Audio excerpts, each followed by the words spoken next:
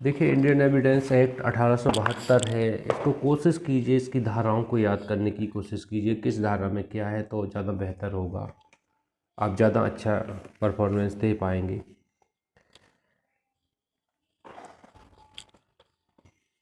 इस अधिनियम में आरटी एक्ट द्वारा तमाम संशोधन किए गए, हम लोगों ने पढ़े थे। 3 भागों में बांटा गया है इस एक्ट को, 3 भागों में बांटा गया है। 11 अध्याय हैं और 167 धाराएं हैं। इसकी डेफिनेशन खंड, निर्वचन खंड के तौर पर सेक्शन 3 में दी गई है, 2 में नहीं आती है, ये आपको पता होना चाहिए। सेक्शन 3 के अंतर्गत निर्वचन खंड यहाँ पे आता है। साक्ष्य विधि को लेक्स फोरी अर्थात देसी विधि के नाम से जाना जाता है। किस विधि के नाम से जाना जाता है? देसी विधि के नाम से जाना जाता है साक्ष्य विधि को। ये भी आप यहाँ पे थोड़ा ध्यान दीजिएगा, देसी विधि के तौर पर साक्ष्य विधि जाना जाता है। इसका एक्ट नंबर 1872 का 1 है, 1872 का एक्ट नंबर 1 है। 15 मार्च 1872 को गवर्नर जनरल की सहमति मिली है इसको। साक्ष्य विधि के समेकन, परिभाषा और संशोधन करना इसका उद्देश्य है। साक्ष्य विधि का समेकन, परिभाषा और संशोधन करना इसका उद्देश्य है, ये आप ध्यान दीजिएगा। भाग 1 तथ्यों की सुसंगति के विषय में 1 से 55 तक की धाराओं को बताता है। पूछा जाता है किस भाग में तथ्यों की सुसंगति बताई गई। भाग 1 में किस धारा से किस धारा तक तथ्यों की सुसंगति दी गई, 5 से 55 तक, ये ध्यान दीजिएगा। चैप्टर 1 से 4 तक है, प्रारंभिक है। संक्षिप्त नाम विस्तार प्रारंभ सेक्शन 1 बताती है, ये बताती है इसका विस्तार संपूर्ण भारत पर है और यह किसी न्यायालय में या के समक्ष जिसके अंतर्गत आर्मी डिसिप्लिन, नेवल डिसिप्लिन या एयरफोर्स के अधीन संयोजित सेना न्यायालय से भिन्न सेना न्यायालय आते, मतलब सेना न्यायालय नहीं आते इसमें। सेना न्यायालय से भिन्न सेना न्यायालय पे लागू होता है ये, मतलब जो जनरल सिविल सूट हैं या क्रिमिनल सूट हैं इन पे ये लागू होता है। सेना न्यायालयों के न्यायालय पे लागू नहीं होता है एविडेंस। समस्त न्यायिक कार्रवाइयों को लागू होता है, न्यायिक कार्रवाइयों को लागू होता है, वो कोई भी न्यायिक कार्रवाई हो उन सब पे लागू होता है इंडियन एविडेंस एक्ट, ये भी आपको ध्यान देना है। किंतु किसी न्यायालय ऑफिसर के समक्ष पेश किए गए शपथ पत्रों को, जो एफिडेविट होते हैं उनको, या किसी मध्यस्थ के समक्ष कार्रवाइयों को लागू नहीं होता। और तीसरा, कोर्ट मार्शल पे भी ये लागू नहीं होता है। कोर्ट मार्शल क्या होती है? सेना न्यायालय की कार्रवाई है, इसलिए इस पर लागू नहीं होता है। 1 सितंबर 1872 को ये लागू किया गया था, बहुत इंपॉर्टेंट है, कई बार इसकी डेट पूछी गई है। एक्ट नंबर पूछा जाता है, 1 नंबर का एक्ट है, 1872 का नंबर 1 का एक्ट है, ये आपको ध्यान देना है। सेक्शन 2 निरसित कर दी गई है। सेक्शन 3 है निर्वचन खंड के संबंध में है, यहाँ पे न्यायालय शब्द को परिभाषित किया गया है। न्यायालय के अंतर्गत न्यायाधीश और मजिस्ट्रेट आते हैं, मध्यस्थ नहीं आते इसके अंतर्गत। दूसरा, साक्ष्य लेने के लिए वैध रूप से प्राधिकृत सभी व्यक्ति न्यायालय शब्द के अंतर्गत आते हैं। मजिस्ट्रेट आते हैं, न्यायाधीश आते हैं, और साक्ष्य लेने के लिए वैध रूप से प्राधिकृत व्यक्ति आते हैं, ये 2 लोग आते हैं। लेकिन मध्यस्थ न्यायालय में नहीं आता है, इससे ओटी आता है। कौन न्यायालय में नहीं आता? मध्यस्थ नहीं आता। तथ्य क्या है? भौतिक और मनोवैज्ञानिक, हम क्या सोचते हैं, हम क्या बोलते हैं, हम क्या देखते हैं, हर चीज़ तो तथ्य है। हर चीज़ तथ्य है। कि मान लीजिए एक कप उठाया मैंने, ये कप क्या है? तथ्य है। मैं कुछ पढ़ा रहा हूँ, ये तथ्य है। मैं अपना विचार प्रस्तुत कर रहा हूँ, ये तथ्य है। हर चीज़ तथ्य है। तो कोई वस्तु, वस्तुओं की अवस्था, वस्तुओं का संबंध जो इंद्रियों द्वारा बोधगम हो, मेरी टेबल पे बहुत सारी बुक्स रखी हुई हैं, तो ये क्या है? एक तथ्य है, इंद्रियों द्वारा बोधगम है। मानसिक दशा जिसका भान किसी व्यक्ति को हो सकता है, मानसिक दशा।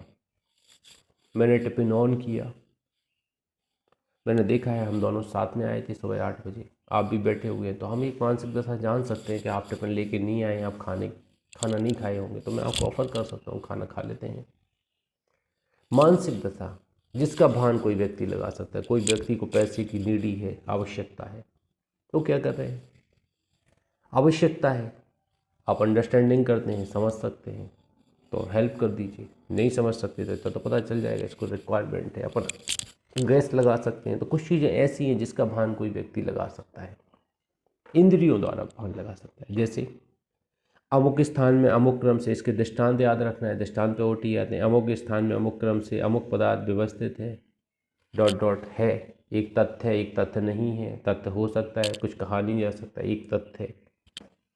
किसी मनुष्य ने कुछ सुना देखा, एक तथ्य है। किसी मनुष्य ने अमुक राय कही, एक तथ्य है। कोई मनुष्य अमुक राय रखता है, अमुक आशय रखता है, सद्भाव पूर्वक कपट पूर्वक कार्य करता है, किसी विशिष्ट शब्द को विशिष्ट भाव में प्रयोग करता है, या उसे किसी विशिष्ट संवेदना का भान है, किसी विनिर्दिष्ट समय में था, एक तथ्य है।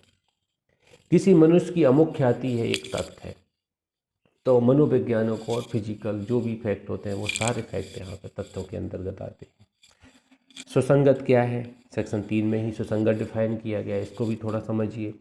एक तत्व दूसरे तत्व से सुसंगत कहा जाता है। अब तथंगत क्या है, मान लीजिए एक कफ है, कफ कैसे सुसंगत है, इसमें चाय पीते हैं, दूध भी पी सकते हैं, जूस भी पी सकते हैं, और हम चाहें तो इसमें क्या बना सकते हैं, सूप भी पी सकते हैं। अब कुछ भी यहाँ पे पी सकते हैं, तो तथ्य सुसंगत है कि इस कप से 2-3 चीज़ें पी जा सकती हैं। खाना नहीं खा सकते, इसमें रोटी नहीं रख सकते। तो यहाँ पे सुसंगत है और विसंगत है, तो सुसंगत कैसा माना जाएगा कि रिलेवेंसी के दायरे में है। अपराध किया गया कप मार के, ठीक है। अब इस कप का क्या क्या उपयोग हो सकता है, तो उस कप के बारे में क्या है, वो सब चीज़ें सुसंगत है। जो इस कप के उपयोग के संबंध में वो सारी चीज़ें सुसंगत है। इसको मार के हत्या की गई, इसमें जहर पिला के हत्या की गई, तो वो चीज़ अलग है। उससे जुड़ी हुई अन्य चीज़ें जो हैं, इस कप का उपयोग क्या होता था, तो वो यहाँ पे मायने रखती है, वो सब सुसंगतता में आ जाएगी।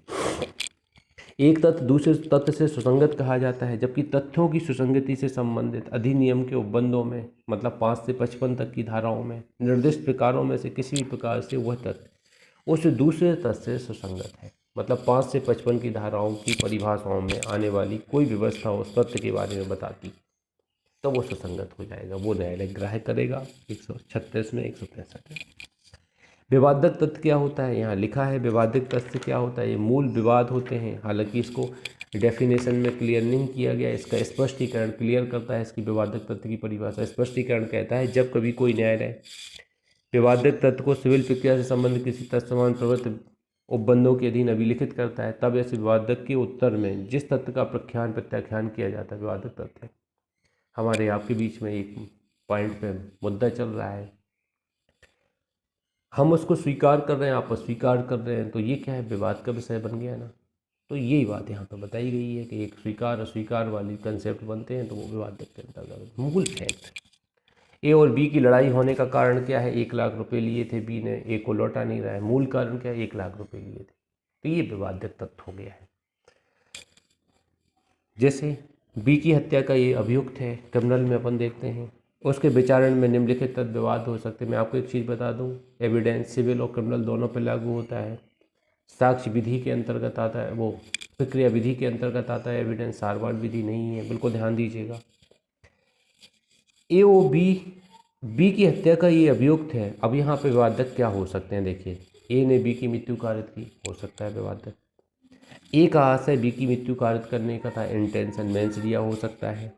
तीसरा, ए को बी से गंभीर और अचानक प्रकोपन मिला था, बी ने परेशान किया था ए को, वो अपनी समझ भूल गया था, हत्या कर दी। चौथा, यही कि बी की मृत्यु कारित करने का कार्य करते समय ए चित्त विकृति के कारण उस कार्य की प्रकृति जानने में असमर्थ था, मनोविकृत था, वो कार्य की प्रकृति नहीं समझ रहा था। मतलब आप वो देखें, आप पागल व्यक्ति देखें, ल्यूनेटिक व्यक्ति देखें, वो नहीं समझ पा रहा है, तो फिर यहाँ पे ये भी कारण हो सकता है। ये क्या है, विवादक हो सकता है, तो पागल था, वो नहीं समझता था ये हत्या है, तो ये भी कारण हो सकता है।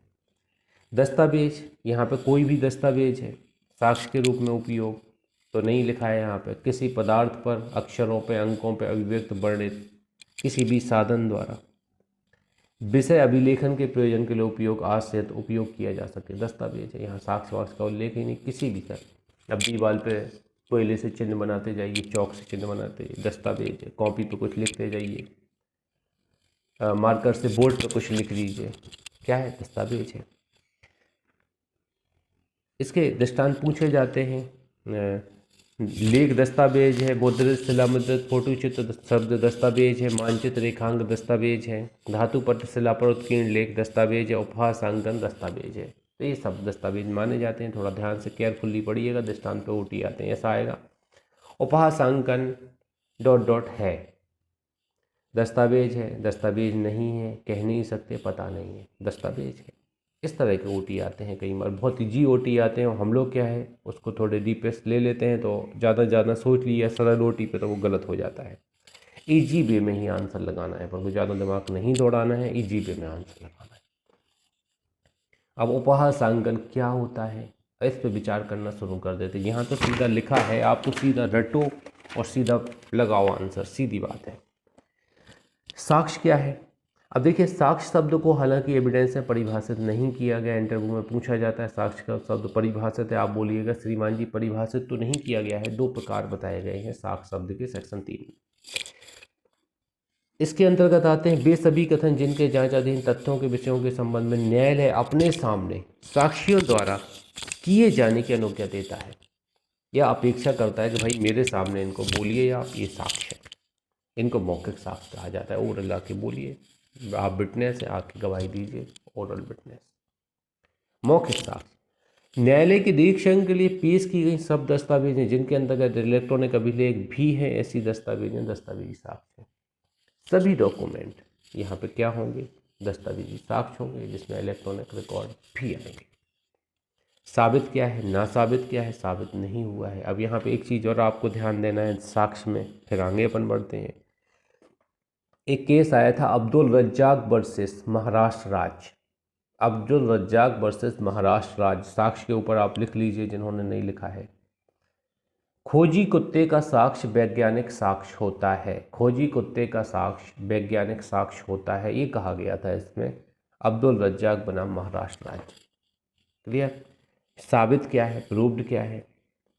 अब देखिए, कोई चीज़ साबित कर दी जाए, जैसे यह विश्वास किया जाएगा उसका अस्तित्व है, या ऐसी संभावना है कि एक प्रज्ञावान व्यक्ति क्या कर सकता है, अनुमान लगा सकता है कि उस तथ्य का अस्तित्व है। सूरज पूरब से उगता है, ये तो क्या है, जुडिशियल नोटिस है। लेकिन शाम को 8 से 10 के बीच में डिनर करते हैं लोग, ये बात मानी जा सकती है। मोस्टली लोग इसी टाइम पे डिनर करते हैं, कई लोग लेट नाइट भी डिनर करते हैं, ये यहाँ पे देखी जाती है। तो इस तरह की अगर बात है तो इसका अस्तित्व अपन समझ सकते हैं कि इस बात का कोई दम है, तो ये साबित मानी जा सकती है कि इस दौरान ही खाना खाया हो, तो ये यहाँ पे अस्तित्व है। तो इस तरह से जो भी है साबित, मतलब जिसके अस्तित्व पे आप भरोसा करते हैं कि नहीं ये बात सही है, और ज़्यादातर लोग उस पर एक मत राय बनाते हैं, वो साबित माना जाता है। ना साबित क्या है? ऐसा अस्तित्व नहीं है, कई लोग विचार है कि ऐसा अस्तित्व नहीं है, और ना ही ऐसे अस्तित्व पे भरोसा है किसी को, वो ना साबित है कि भैया जो आपने प्रस्तुत किया वो क्या है। जैसे एक व्यक्ति कहता है ए ने बी की हत्या की, लेकिन सी प्रस्तुत कर देता साक्ष्य सेक्शन 11 का कि बी तो उस समय कहाँ पे था, अंडमान निकोबार गया था, पॉसिबल ही नहीं है वो दिल्ली में हत्या कर ले। तो वहाँ का लाइव कॉन्सर्ट इसने जो ज्वाइन किया है, आप देख लीजिए। जिस टाइम की हत्या की आप बात कर रहे हो उस टाइम पे तो लाइव मीटिंग में था, ये आप देखिएगा, टेलीकास्ट है, लाइव मीटिंग का रिकॉर्डिंग है, इतने लोगों के साथ में था। अब ऐसा अन्य तो उपस्थिति बता देंगे तो सत्य का अस्तित्व है ही नहीं है और साबित भी नहीं किया जा सकता, तो ये ना साबित है कि इसने अपराध नहीं किया है। या कुछ तथ्य ऐसे होते हैं जिनके मुद्दे बनाए जाते हैं, जिनके संबंध में ना तो कोई सबूत पेश किए जाते हैं ना कुछ किया जाता है, तो जब कुछ हुआ ही नहीं तो ना साबित लिख के छोड़ देता कोर्ट उसको, ऐसे भी अपन इसको समझ सकते हैं। साबित नहीं हुआ, कोई तथ्य साबित नहीं हुआ कहा जाता है, ना तो साबित किया गया ना ना साबित। अब देखिए, इस पर तो चर्चा ही नहीं हुई, एक इशू बनाया कोर्ट ने और उस इशू पर ना तो साबित किया गया ना ही ना साबित किया गया, तो उसको साबित नहीं हुआ लिख के छोड़ देते हैं। भारत से संपूर्ण राज्य क्षेत्र आता है, भारत का कुछ पद IT एक्ट द्वारा डिफाइन किए जाएंगे, ये बताया गया है यहाँ पे। सेक्शन 4 3 अवधारणाओं को बताती है। अब ये अवधारणाएं थोड़ा ध्यान दीजिएगा। तथ्य की अवधारणा मे प्रिज्यूम कहलाती है, मे प्रिज्यूम तथ्य की अवधारणा है जो खंडनीय अवधारणा है। अवधारणा करेगा सेल्फ प्रिज्यूम कहलाती है, ये विधि की अवधारणा है, खंडनीय अवधारणा है, विधि की अवधारणा है, खंडनीय अवधारणा है। निश्चायक सबूत है, ये विधि की अवधारणा है, अखंडनीय अवधारणा है। निश्चायक सबूत है, जैसे आई विटनेस है, आई विटनेस ने देखा बी हत्या कर रहा है, चाकू से मार रहा है एक को, आई विटनेस। तो अगर उसकी गवाही अगर क्लियर हो जाती है और हम कुछ ऐसा एविडेंस पा सकते हैं जो निश्चायक है, कंक्लूसिव है, तो कंक्लूसिव प्रूफ तो अखंडनीय होता है ना, उसको काटा नहीं, अकाट साक्ष्य माना जाता है इसको, तो ये काटा नहीं जा सकता, तो ये निश्चायक सबूत हो गया। चैप्टर 2 पे आ जाते हैं तथ्यों की सुसंगति के विषय में। अब देखिए, विवादक तथ्यों और सुसंगत तथ्यों का साक्ष्य दिया जा सकेगा और किन्हीं अन्यों का नहीं, सेक्शन 5 कहती है। सुसंगतता का नियम बताती है सेक्शन 5 कि आपको कोई भी एविडेंस देना है या तो विवादक तथ्य का दीजिए या सुसंगत तथ्य का दीजिए, इन दो के अलावा कोई तीसरा एविडेंस आप नहीं देंगे। इन्हीं दो से रिलेवेंटी में ही एविडेंस कोर्ट ग्राह्य करेगा, तीसरा नहीं देंगे बहुत दूर का कि 10 साल पहले इस अपराध के संबंध में ऐसा होता था, नहीं। आप तो आज की बात करो, इस अपराध में क्या हुआ, ऐसा देंगे तो फिर कोई डिसीजन हो ही नहीं पाएगा। तो आसपास की चीज़ों को अपन बोल रहे हैं, अनर्गल चीज़ें कोर्ट में ना प्रस्तुत की जाए, इसके लिए यहाँ पर कमांड कसी गई है। जो मेन मुद्दे हैं उस पर बोलिए या मौन मुद्दे से जुड़ी हुई चीज़ों पर बोलिए, इसके अलावा ना बोलें आप कुछ भी कोर्ट में, ये सेक्शन 5 कहती है। जैसे दृष्टांत देख लेते हैं। बी की मृत्यु कारित करने के आशय से उसे लाठी मारकर उसकी हत्या कारित करने के लिए ए का विचारण किया जाता है। लाठी मार के हत्या करने के लिए ए का विचारण, किसकी? बी की। ए के विचारण में निम्नलिखित तत्व विवादक। अब देखिए विवादक क्या है, मेन मुद्दे, प्रिंसिपल फैक्ट कौन से हैं? पहला, ए का बी को लाठी से मारना, पहला क्या है? Principal fact. क्या ए ने बी को लाठी से मारा है? प्रिंसिपल फैक्ट है। ए का ऐसी मार द्वारा बी की मृत्यु कारित करना, क्या ए के मारने पर ही बी मरा है? तीसरा, बी की मृत्यु करने का ए का आशय, इंटेंशन, मेंस दिया कि पहले से दुर्भावना थी, पहले से लड़ाई थी, इसलिए उसने मार दिया बी को। ये ध्यान दिया जाएगा। ये सब क्या है? विवादक तथ्य हैं। विवादक तथ्य हैं, ध्यान दीजिएगा। इसी तरह आप सेकंड भी इसका पढ़ सकते हैं, ध्यान दीजिएगा। आगे बढ़ते हैं, सेक्शन 6 पे आ जाते हैं। एक ही संव्यवहार के भाग होने वाले तथ्यों की सुसंगति। अब देखिए, रेस जेस्टे बोला गया है एक ही संव्यवहार के भाग होने वाले तथ्यों की। जैसे एक दृष्टांत है, इसमें मैं वो पढ़ के बताता हूँ आपको। बी को पीटकर उसकी हत्या करने का ये अभियुक्त है। ए या बी के पास खड़े लोगों द्वारा जो कुछ भी पिटाई के समय या उससे इतने अल्पकाल पूर्व या पश्चात कहा या किया गया था, वह उसी संव्यवहार का भाग बन गया है, वह सुसंगत तथ्य है। अब पिटाई के समय जो भी हुआ था, जो कहा गया था, जो जितनी बातें हुई थी, वो एक ही संव्यवहार का भाग माना जाएगा, रेस जेस्टे के अंतर्गत आएगा। रेस जेस्टे के अंतर्गत 2 केस हैं, इसमें 2 केस के नाम आप लोगों ने लिखे हैं, आर बनाम फोस्टर और सावलदास बनाम बिहार राज्य। ये रेस जेस्टे से संबंधित है। सेक्शन 7 है, वे तथ्य जो विवादक तथ्यों के प्रसंग हेतु या परिणाम है। अब देखिए, कुछ ऐसे तथ्य हैं, यहाँ पे अपॉर्चुनिटी को भी जोड़ा गया है, प्रसंग हेतु, परिणाम और अवसर भी यहाँ पे आता है। सीधा लिखा है, वे तथ्य जो सुसंगत तथ्यों के या विवादक तथ्यों के अव्यवहित या अन्यथा प्रसंग हेतु परिणाम है, या जो उस वस्तु स्थिति को गठित करते हैं जिसके अंतर्गत वे घटित हुए, जिससे उसके घटने या संव्यवहार का अवसर दिया। तो प्रसंग हेतु परिणाम या अवसर को क्रिएट करते हैं। 4 चीज़ों में से कुछ हैं, तो ऐसे तत्व क्या होते हैं? सुसंगत होते हैं। सेक्शन 7 बोलती है। जैसे दृष्टांत देखिए, ये दृष्टांत मैं आपको कई बार बताता हूँ कि प्रश्न यह है कि क्या ए ने बी को लूटा। अब ए ने बी को लूटा, ये कैसे अपन क्लियर कर सकते हैं? ये तथ्य सुसंगत है कि लूट के थोड़ी देर पहले बी अपने कब्जे में धन लेकर किसी मेले में गया। बी पैसे लेके मेले में गया और उसने दूसरे व्यक्तियों को उसे दिखाया। अब उसने मान लीजिए कुछ खरीदा मेले से, तो पूरे पैसे निकाले। कुछ लोग होते ना, अपन को क्या करना चाहिए, जब बहुत ज़्यादा पैसे रखे हों तो थोड़े बहुत पैसे यूज के लिए अलग रख लेना चाहिए, सेफ जगह पे। मतलब जहाँ से आप पैसे निकाल रहे हैं वहीं से अलग कर लेना है आपको।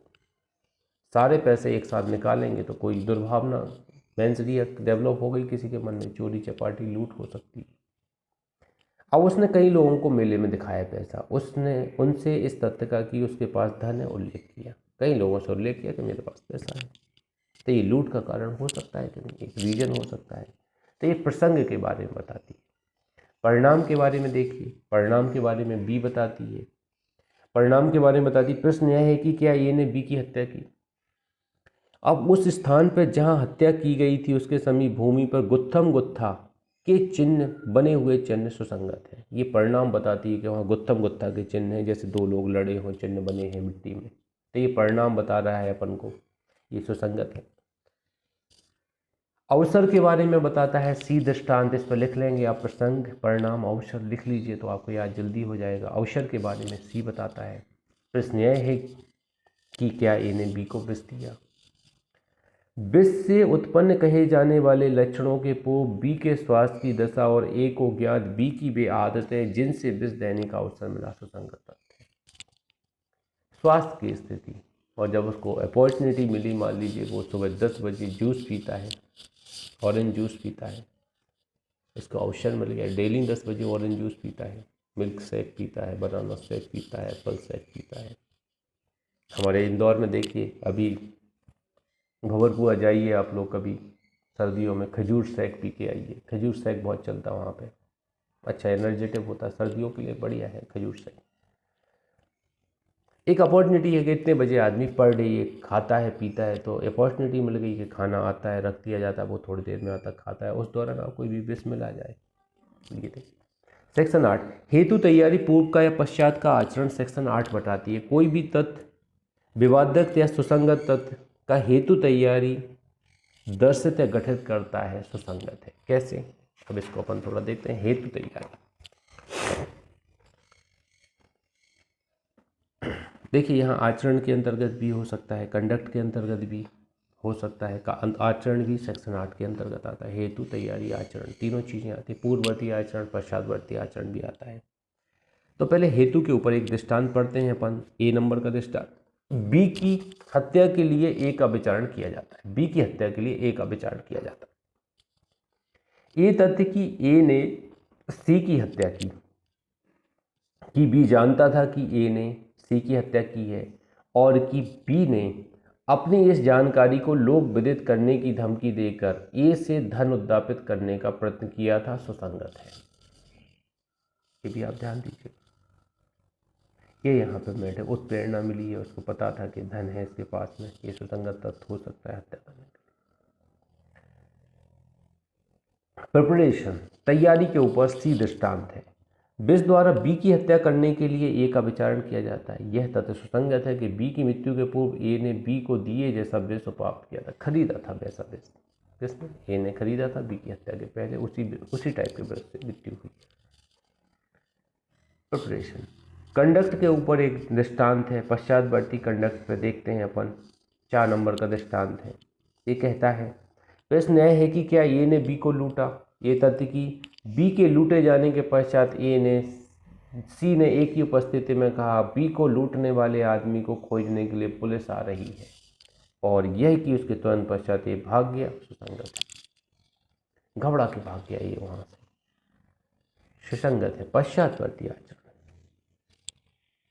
तो ये अब थोड़ा यहाँ पर ध्यान दीजिएगा, इनसे संबंधित अगर कोई क्वेश्चन आते, सुसंगत, ज़्यादातर दृष्टांतों में सुसंगत ही लगाना है, कुछ को छोड़ के विसंगत करनी है, ये आप ध्यान दीजिएगा। हेतुक, परिणाम और हेतुक तैयारी और आचरण, इनके बारे में कौन बताता? सेक्शन 8 बताती है हेतु। सेक्शन 9, सुसंगत तथ्यों के स्पष्टीकरण या पुनः स्थापन के लिए आवश्यक तथ्य। अब स्पष्टीकरण या पुनः स्थापन के लिए आवश्यक तथ्य ये क्या हो सकते हैं, इनको थोड़ा देखते हैं।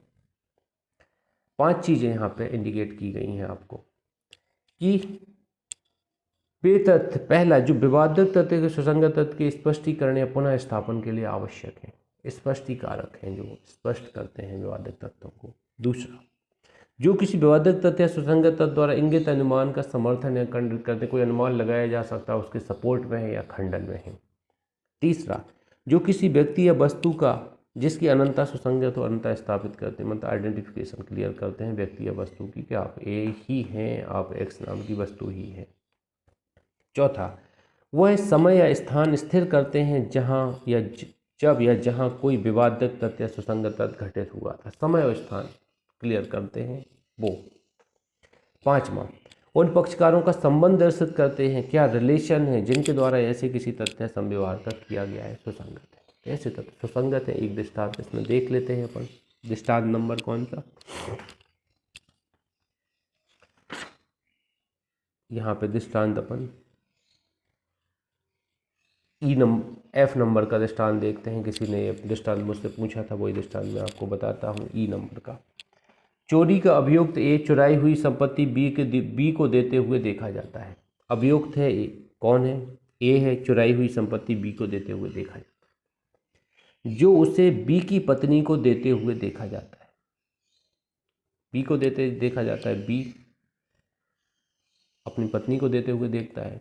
बी उसे प्रदान करते हुए कहता है कि ए ने कहा है कि तुम इसे छिपा दो। बी का कथन है उस संव्यवहार का भाग होने वाले तथ्य की स्पष्ट करने वाला होने के कारण सुसंगत है।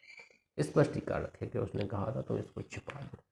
बी को देना है, उसकी पत्नी को दे देता है, कह देता है तुम उसको छिपा दो। स्पष्टीकारक है कि उसने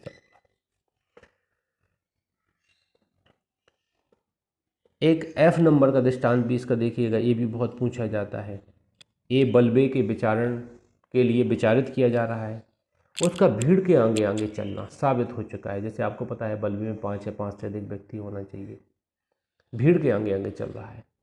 इस संव्यवहार की प्रकृति को स्पष्ट करने वाली होने के कारण भीड़ की आवाज़ सुसंगत है। भीड़ में जो आवाज़ें जयकारा विरोध कर रहे हैं वो सब आवाज़ सुसंगत है यहाँ पे कि ये बलवा कर रहा है, बल्बे का अपराधी। सेक्शन 10 सामान्य परिकल्पना के बारे में षड्यंत्रकारी द्वारा कही या की गई बातें। अब षड्यंत्र को साबित करना होता तो सेक्शन 10 में करते हैं। 2 केस हैं, बहुत फेमस केस हैं। आर बनाम ब्लैक एंड टाई है, आर बनाम ब्लैक एंड टाई है। मिर्जा अकबर बनाम किंग एम्परर है, मिर्जा अकबर बनाम किंग एम्परर है। ये 2 केस हैं जो अपन को इसके अंतर्गत देखना है सेक्शन 10 के अंतर्गत। लेमिंगटन रोड शूटिंग षड्यंत्र के नाम से इनको जाना जाता है। इसका दृष्टांत देख लीजिएगा आप, इम्पोर्टेंट तो नहीं है लेकिन षड्यंत्र कहाँ साबित किया जाता है, सेक्शन 10 में। बस इतना याद रख रहा है आपको, इसका मार्जिनल नोट याद रखना है। सामान्य परिकल्पना के बारे में षड्यंत्रकारी द्वारा कही गई या की गई बातें सेक्शन 10 के अंतर्गत सुसंगत है, ये आपको ध्यान देना। सेक्शन 11 में आ जाते हैं बेतथ्य जो अन्यथा सुसंगत नहीं है, कब सुसंगत होंगे। देखिए कुछ ऐसे तथ्य हैं जिनको साबित नहीं किया जा सकता है लेकिन वो सुसंगतता के दायरे में आते हैं, उनके बारे में सेक्शन 11 बताती है। कैसे, देखिए, यदि वे किसी विवादक तथ्य सुसंगत तथ्य से असंगत हैं, इतने ज़्यादा इररिलेवेंट हैं कि उनको अपन को सुनना ही पड़ेगा। यदि वे स्वयं या अन्य तथ्यों के संसर्ग में किसी विवादक तथ्य सुसंगत तथ्य का अस्तित्व या अनस्तित्व अत्यंत अधिसंभाव या अनधिसंभाव बनाते हैं, अस्तित्व को ही नकार देते हैं या स्वीकार कर देते हैं, इस तरह का है कि उनका अस्तित्व ही कुछ और कहता है, इस तरह के तथ्य हैं, तो वो भी अपन को यहाँ पे असंगतता के दायरे में स्वीकार करने पड़ेंगे। जैसे इसके दृष्टांत हैं, बहुत फेमस है। पहला दृष्टांत ही आपको ध्यान देना है, पढ़िएगा दोनों दृष्टांत।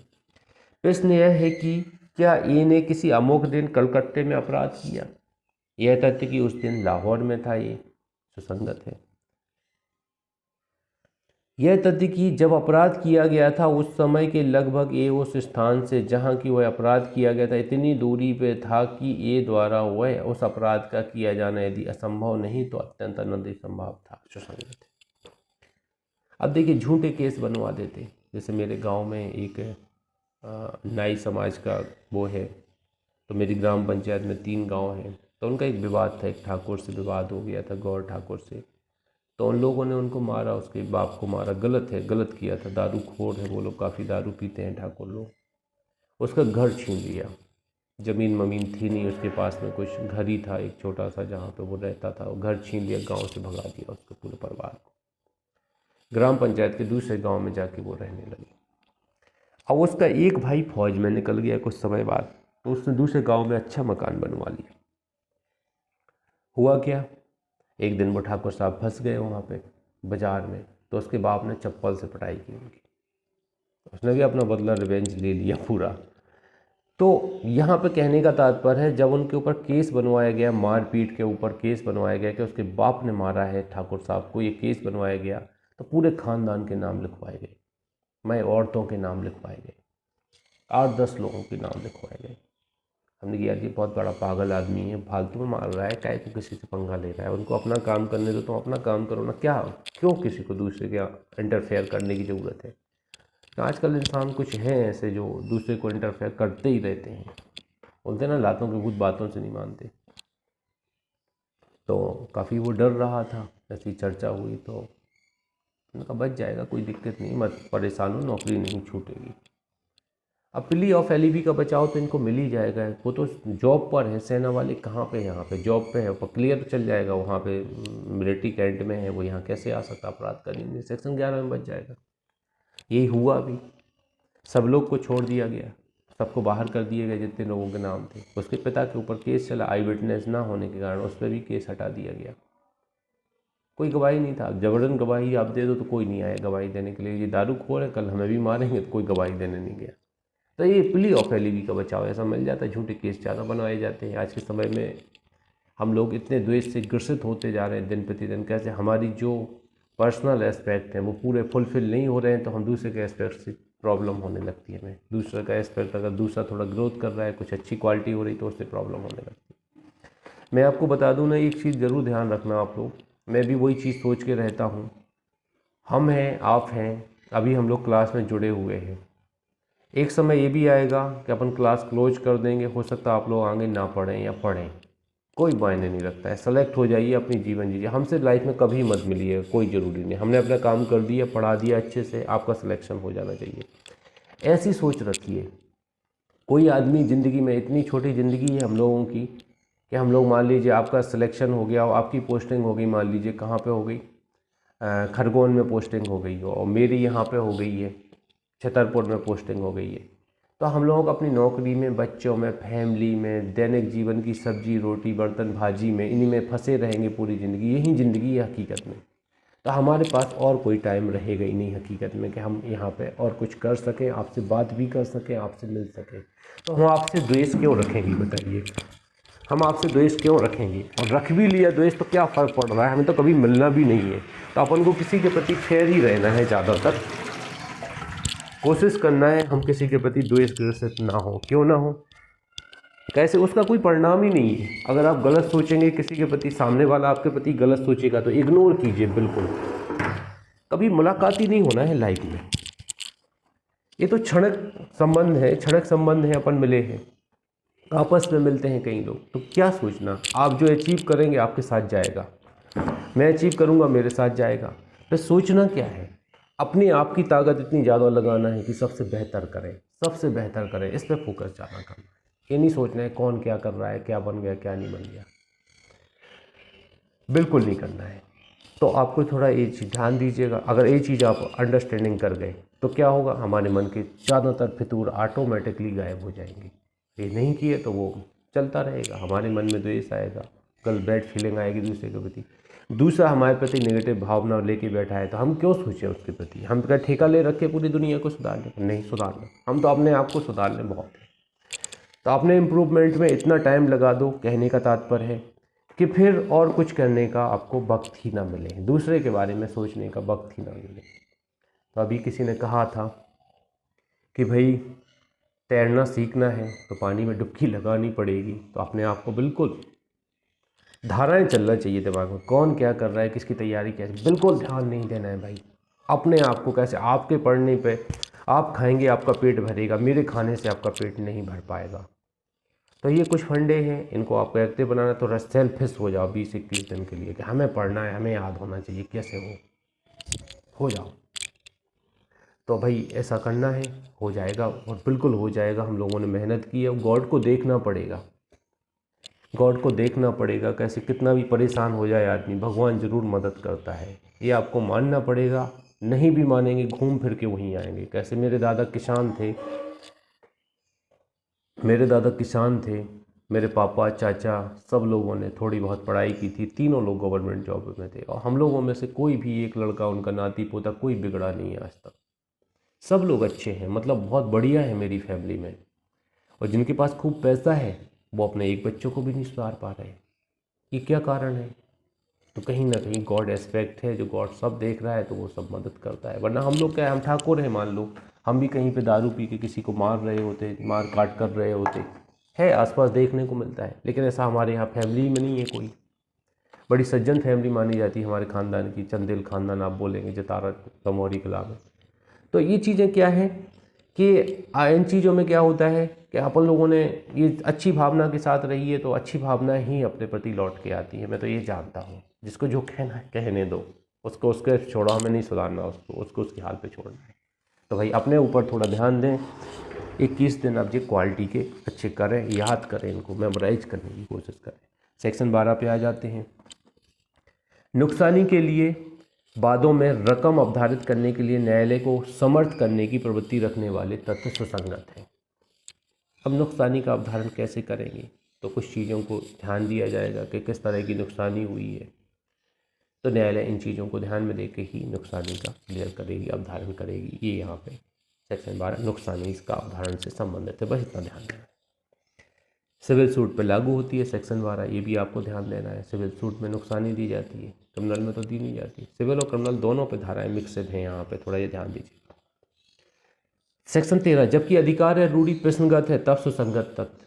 अधिकार और रूढ़ि प्रसंगत है तब सुसंगत तथ्य क्या है, प्रस्तुत किए जा सकते हैं। अधिकार और रूढ़ि की सुसंगतता के बारे में कौन सी धारा है, 13 है। बस इतना पूछा जाता है। इसका जो मीन क्षेत्र वाला दृष्टांत कई बार पूछा गया है। प्रश्न यह है कि क्या ये एक मीन क्षेत्र का अधिकार है। ए के पूर्वजों को मीन क्षेत्र प्राप्त करने प्रदान करने का विलेख ए के पिता द्वारा उस मीन क्षेत्र के बंधक, मीन क्षेत्र का बंधक ए के पिता द्वारा उस बंधक के अनमेल पार्श्विक अनुदान विशिष्ट उदाहरण जिनमें ए के पिता ने अधिकार का प्रयोग किया, उनमें अधिकार का प्रयोग ए के पड़ोसियों ने रोका गया, सुसंगत है। अब आपका कोई मछली का तालाब है, आपका है, आप बोले मेरा है, ये कैसे साबित करेंगे। आपके पास कोई अधिकार विलेख नहीं है, कैसे साबित करेंगे। तो आप बताएंगे मेरे पिताजी ने बंधक रखा था और सी नामक का व्यक्ति ने विरोध किया था, और विरोध करने के बाद भी मेरे पिताजी ने बंधक रखा था, उसको बंधक को मान्य किया गया था।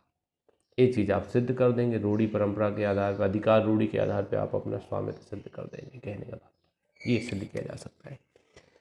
मेंस रिया को साबित करना है, और थोड़ा 2-4-5 मिनट पढ़ते हैं। मेंस रिया को साबित करना है तो कहाँ साबित करेंगे, सेक्शन 14 में करेंगे।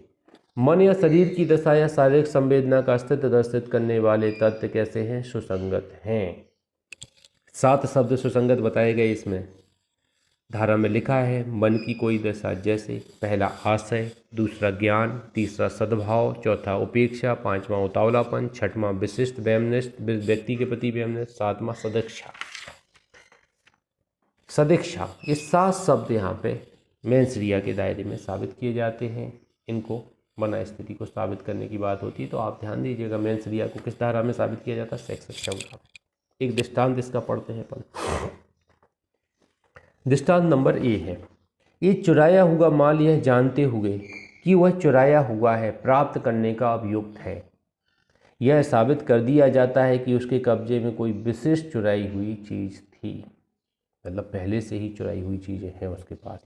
यह तथ्य कि उसी समय उसके कब्जे में कई अन्य चुराई हुई चीज़ें थीं, यह दर्शित करने की प्रवृत्ति रखने वाला होने के नाते सुसंगत है कि वे जो चीज़ें उसके कब्जे में थी उनमें से हर एक और सबके बारे में वह जानता था कि वह चुराई हुई। अब चोरी का माल आप ले रहे हैं, ठीक है। अब इंदौर में चोर बाज़ार है, मैं अपने एक दोस्त के साथ गया चोर बाज़ार में। अब वहाँ पर लिवाइस का जीन्स चाहिए तो उसका कॉपी जीन्स मिल जाते हैं, बिल्कुल सेम टू सेम जीन्स मिल जाएंगे, लेकिन वो क्या रहते हैं, कॉपी रहते हैं, सेकंड स्टैंड। सेकंड स्टैंड मतलब उसी को कॉपी करके बनाया जाता है, बिल्कुल ब्रांडेड जैसा रहेगा, लेकिन वो ब्रांडेड नहीं होता है, वो आपको ब्रांडेड में बेचेंगे। कुछ सामान चोरी का रहता है वो बेचते हैं। तो ऐसी कुछ दुकानें हैं। तो ये देखिए, अब उसके पास चोरी का माल पकड़ा गया, पुलिस आई है। आपने कहा सर ये चोरी का माल है, देखिए इसमें टैग है, IQ-QR टेस्ट कीजिए, आपको पता चल जाएगा किस दुकान से आया है या कि कहाँ से मैन्युफैक्चर्ड हुआ है। तो ये तमाम चीज़ें देख के यहाँ पर देखा जा सकता है। तो ये चोरी का अन्य सामान मिलता है तो यहाँ प्रिजम्पशन की जाएगी, ये चुराया हुआ माल रखने का पहले इंटेंशनली अपराधी है, मेंस रिया साबित होती है। इसके दृष्टांत पढ़िएगा, मैंने टिक करवाए थे आपको कुछ इंपॉर्टेंट। सेक्शन 15 पे आ जाइए। कार आकस्मिक या साशय था, इस प्रश्न पर प्रकाश डालने वाले तथ्य। अब देखिए कुछ कार हम ऐसे करते हैं, जैसे एक केस आया था the bride in the bath, the bride in the bath, एक केस आया था। इस पर एक केस लिख लीजिएगा सेक्शन 115 के ऊपर। देखिए क्या है, एक व्यक्ति है, इसमें पहला दृष्टांत है, आपको ध्यान देना है। पहली दृष्टांत मोस्टली पूछा जाता है इंटरव्यू में भी, OPD में भी। एक व्यक्ति है, वो एक जगह दुकान किराए से लेता है, उस दुकान का बीमा कराता है, उस दुकान में आग लगती है, बीमे की राशि वसूल करता है।